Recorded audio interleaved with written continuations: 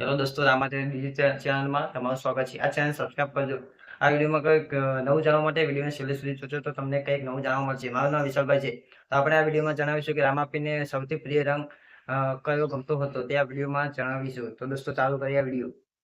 જેને ગુજરાત અને રાજસ્થાનના પ્રેમથી રામાપીર તરીકે ઓળખવામાં આવે છે. તેમના ભક્તો એવી માન્યતા છે કે તેમને સફેદ રંગ સૌથી વધુ પ્રિય હતો. સફેદ રંગ શાંતિ, સત્ય, સમાનતા અને પવિત્રતાનું પ્રતીક માનવામાં આવે છે. રામાપીર હંમેશા માનવતા, ભાઈચારો અને સેવાનો સંદેશ આપતા હતા.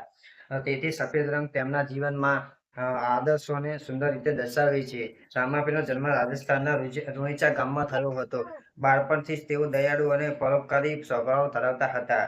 તેઓએ ગરીબો, પીડિતો અને દુઃખી લોકોની સેવા કરી હતી. તેમના જીવનમાં કોઈ ભેદભાવ ન હતો. દરેક જાતિ અને ધર્મના લોકો તેઓ સમાન પ્રેમ રાખતા હતા. સફેદ રંગ પણ એ જ સંદેશ આપે છે કે માણસ એક સરખો હોય છે અને સૌ સાથે પ્રેમ સમાનતાથી વર્તવું જોઈએ. રામાપીરના મંદિરોમાં સફેદ ધ્વજ, સફેદ કપડાં અને સફેદ ઘોડાની વિશેષ મહાનતા જોવા મળે છે. માન્યતા મુજબ રામાપીર સફેદ ઘોડા પર સવાર થઈને ભક્તોની મદદ કરવા આવતા હતા. આ કારણે ભક્તો આજે પણ સફેદ ઘોડાને પવિત્ર માને છે. ઘણા મેળાઓમાં અને યાત્રાઓમાં લોકો સફેદ વસ્ત્રો પહેરીને રામાપીરની ભક્તિ કરે છે.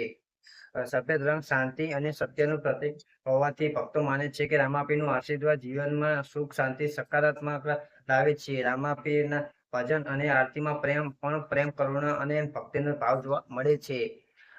લોકો મુશ્કેલીના સમયમાં રામાપીરને યાદ કરે છે અને વિશ્વાસ રાખે છે કે તેઓ ભક્તિની રક્ષા કરે છે. ગુજરાતમાં ખાસ કરીને સૌરાષ્ટ્ર અને કચ્છ વિસ્તારમાં રામાપીર પ્રત્યે ખૂબ જ આસ્થા જોવા મળે છે. ભાદરવા મહિનામાં ભરાતા મેળાઓ હજારો ભક્તો હાજરી આપે છે. લોકો ધ્વજ ચડાવે છે, ભજન કીર્તન કરે છે અને રામાપીરની કૃપા મેળવવા માટે પ્રાર્થના કરે છે. આ રીતે જોવામાં આવે તો સફેદ રંગ માત્ર એક રંગ નથી, પરંતુ રામાપીરના જીવનના ઊંચા આદર્શોનું પ્રતીક.